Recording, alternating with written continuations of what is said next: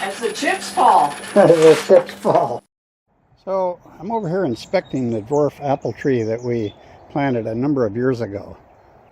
It's a healthy looking tree, but it has yet to produce one apple. But while I was investigating the tree, I've got to show you what I just found that's growing in this tree. This is unbelievable. Hang on. I gotta try to sneak over here where I can show you. So there's no apples in this tree, but look at the tree grew a bowl. Unbelievable. Stick around and see how that happened. Got a small piece of apple here. It's about 5 inches long and a little over 4 inches in diameter. It's got an interesting growth on it. I got this with 2 other pieces of apple from Dave from Calmwood Creations. Well, I want to make something out of it. I've had it for close to 2 years, I think. Saw it on the shelf and I thought, well, I've got to make something out of this. Well, it's not real big, but I have an idea. I want to make something that's really cool. Thing of it is, this surface here where I want to put a tenon, it's sloped and I really don't want to cut anything off of it. I'm going to hot glue this block on here, get it recentered, then I'll cut my tenon on here and reverse it, and we will start making something that I think is going to be very cool. Alright, I have it pretty close, but once this is fastened in place, I can still make an adjustment. And I probably will.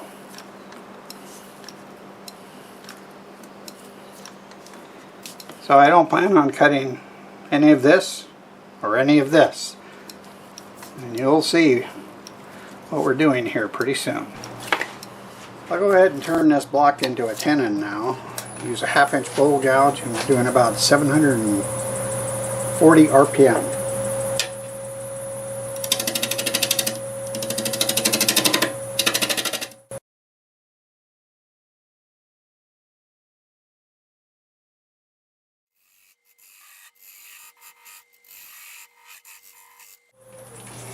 Okay, I think we can get that turned around in the chuck, and we'll go on to the next step.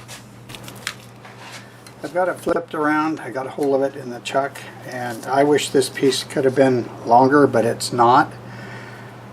But I'm going to start cutting a diameter onto here. I'm not sure how far I'll go that way. That all depends on what diameter I end up with here.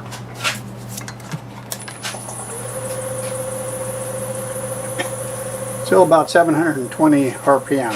1/2 inch bowl gouge.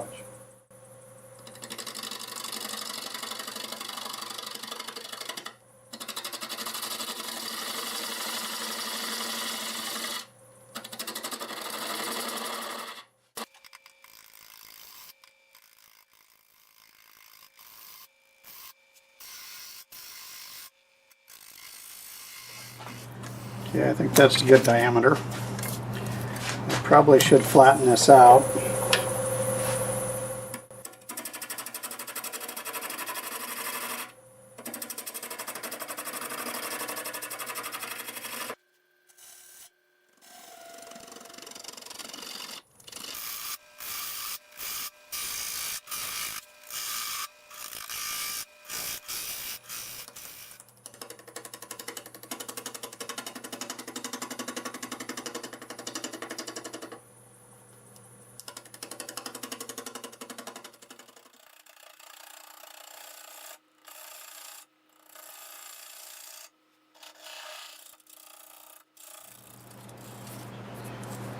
Yeah, that doesn't look bad at all. I'm going to do some measuring. I've got to make a couple templates, and I'll be right back. I measured the diameter that I have here, and I made this template. It's 2 15/16. I've cut the end so that it's half of the 2 15/16, so it's 1 15/32. This line represents, if I cut a 45 on there, it'll be tangent to that ball, and that's what we're going to do now. I also put a little scrap of wood here because I no longer want to have a center poked into this. Same 1/2 inch bowl gouge, and we are about 800 RPM.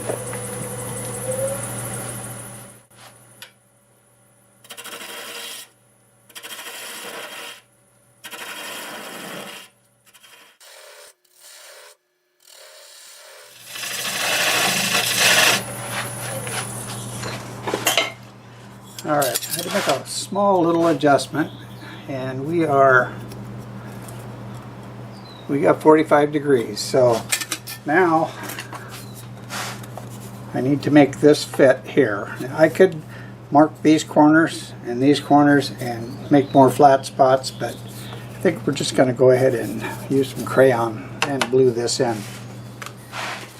So I've just taken some black crayon and marked that template. And then what I end up doing is just making marks on here and cutting the marks away, and pretty soon it should fit. So I know I got to get rid of that corner there.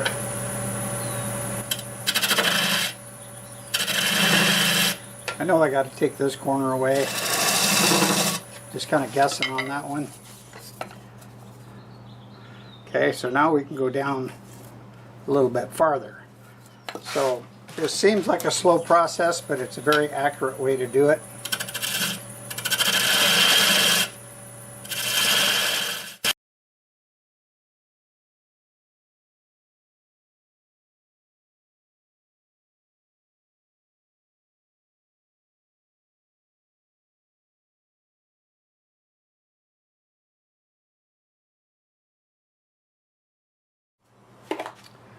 Okay, the template fits pretty nice both ways, and I didn't totally finish this because I didn't know if I'd have to cut deeper to get my full shape, but I don't. It's just right.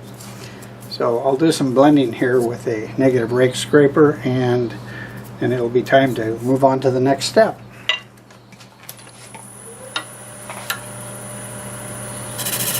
It's not going to take much because the apple really cut nice.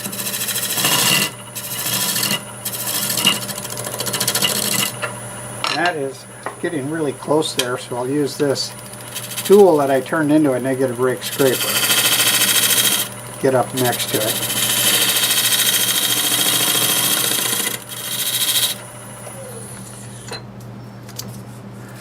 Okay, that looks good. And for sanding, I'll sand this area in reverse, like so. And I can get this right here, right at the joint.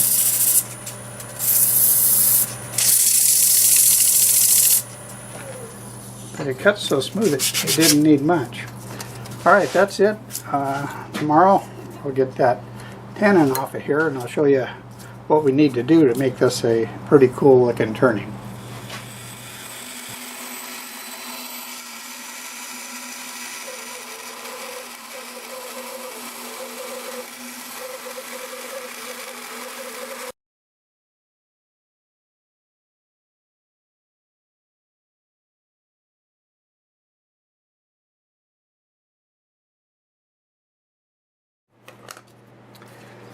I cut this in half this morning while it was cool, and then I built these little cradles for both halves.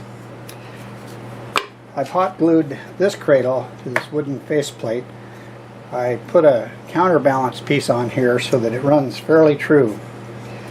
What I want to do right now is flatten this out and drop it just a little bit below what the top of the bowl will be. And that's all I'm doing for now because it was cool this morning and it's almost 97. Got a fan over here, a double-bladed fan blowing on me. I think I can get this much done, and then I'm going to bail on this and do some more work on it tomorrow morning. Got my 1/2-inch bowl gouge, 650 RPM. I can see the silhouette of the bowl.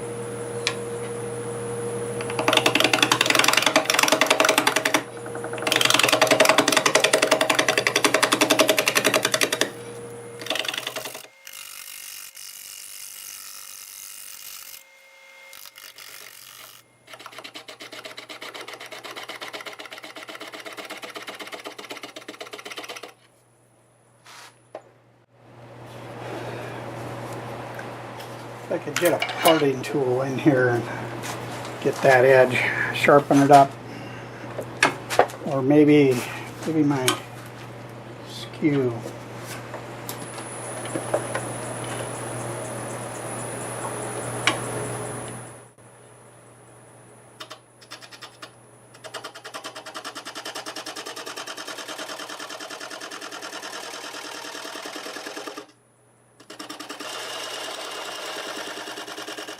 So I stopped last night at this point. It was 97 degrees and I said that was enough.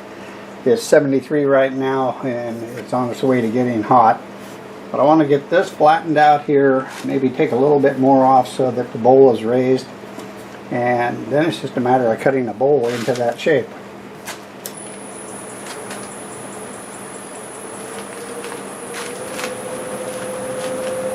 .700 RPM.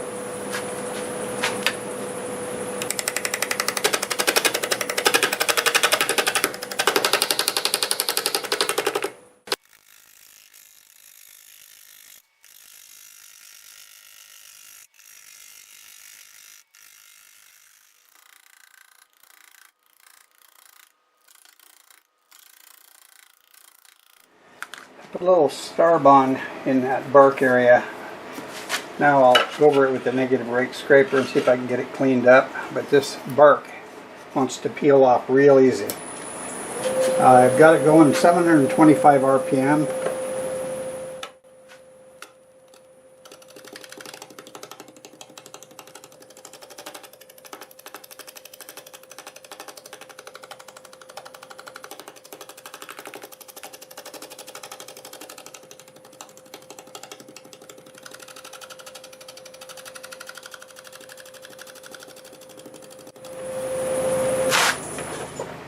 I'm going to put a pencil line on here.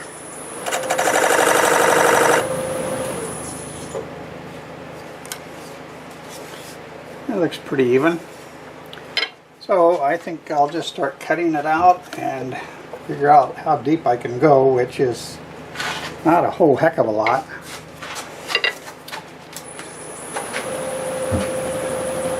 .724 RPM, half-inch bowl gouge.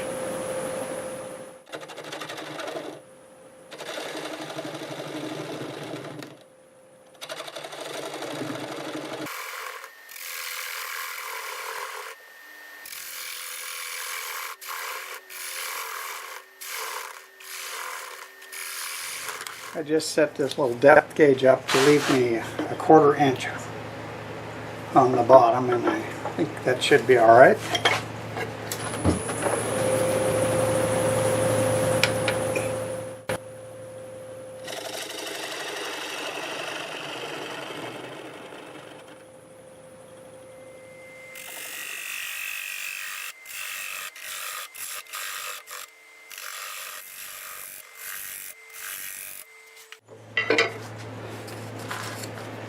Okay, that's not too bad.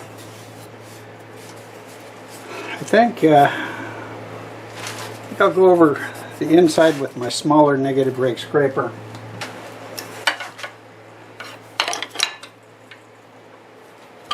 And then we can sand it because it's really close.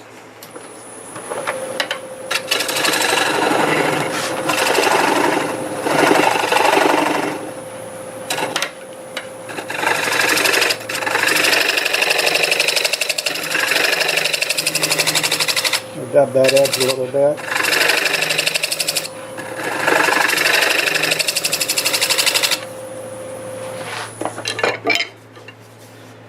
All right, it is time to sand. I'll go ahead and show you how I plan on sanding this, but I'll be blocking most of it, so I'll just show you a little.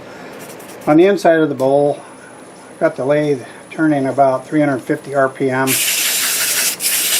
and I'll just sand it like this. This flat surface here, I'll hold it still and sand it like this. Then along the outside here, I'll just sand by hand and blend it in. So that's what I'll be doing, and I'll get it all sanded up, and when I come back we'll have it off of the lathe here and we'll be putting some finish on it.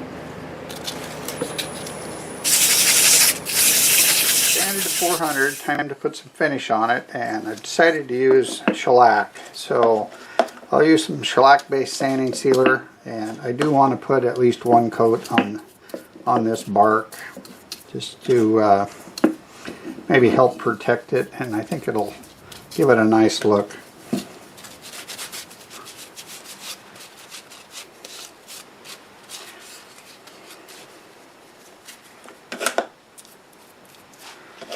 think especially in here, this is going to be pretty interesting looking. Pretty much all I'll do there. This, I've got a built-in dispenser here.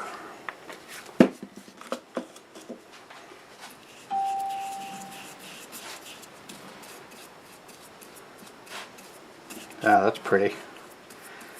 I'm not filling that knot right there either. I'm leaving it just the way it is. Not too much to do here. And I'll go ahead and get this side here.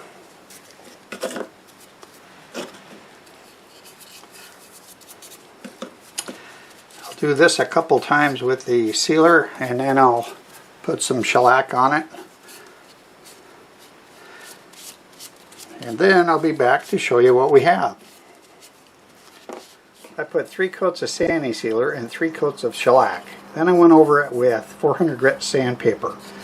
It wasn't as nice as I would have liked to had, because there was areas that looked nice and sanded, there was areas that didn't sand as well, and they were kind of shiny. I want it to look the same everywhere.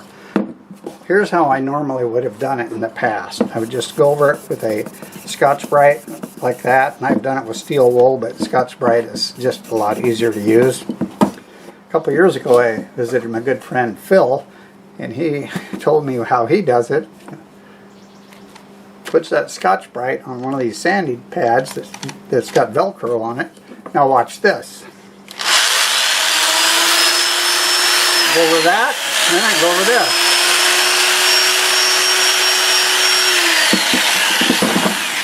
this. It already looks better. You can also go ahead and use some of the white, because that's even finer. And I didn't know anything about that. He gave me a piece before I left up there.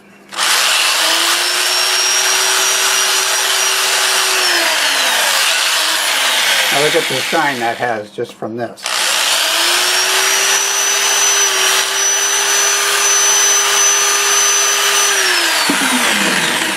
And that square lets me get up against that edge right there. So to go one more step farther, put some Acks sanding paste in there. I'll get some on here, like so.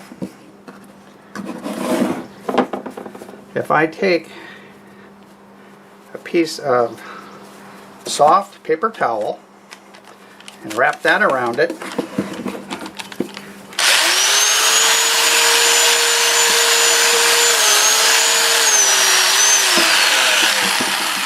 now look at that shine. And I think we can do the same thing right here.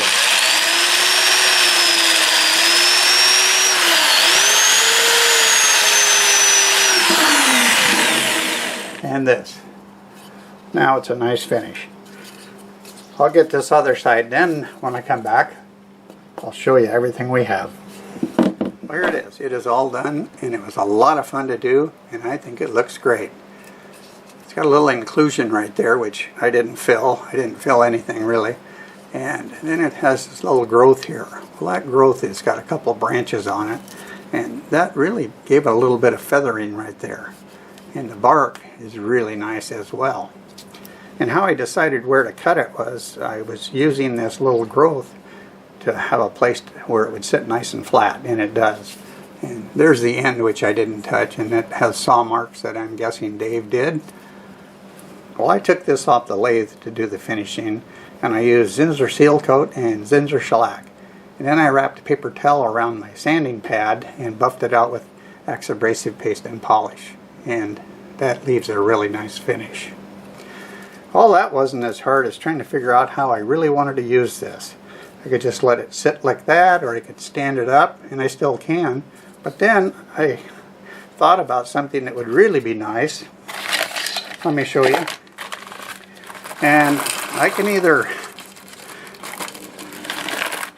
thank Gord for it, or, well, I'm going to thank Gord for it. I put Smarties in it. Gord turned me on to Smarties, and as long as I don't eat any more than what's in this bowl, I think we're in good shape. So I think that makes a really nice use out of it. And talking about Gord, Gord is a great guy. He does some fine wood turning and makes great videos. I'll put a link in the description. check him out. He's really a lot of fun to watch. So I don't know if it'd be fair if I just sat there eating all these Smarties and not sharing them. So guess what? I have a second Smartie bowl. His and her Smartie bowls. I'm going to get these out of here. I don't want to spill one of them. So there they are. And it started out looking like that as a branch, and we ended up making these two. These are a lot of fun to do, and they're easier than they look, so if you could share this video around so others can see the other options that you can do on a wood lathe besides making round bowls, that would be fantastic. Special thanks to Dave for sending me this beautiful piece of wood, and thanks to Gord for turning me on to Smarties. I hope you enjoyed the video. If you liked the video, you can let me know by hitting that like button. Also, leave a comment and tell me what you think. I love reading them all, and I do my best to answer them all. If you're currently not subscribed, please consider doing so. If you are subscribed, thank you very much. I truly appreciate each and every one of you. I do all types of turnings, and I love doing them all. Let me know your favorites. Thanks again, and until the next time, see you later.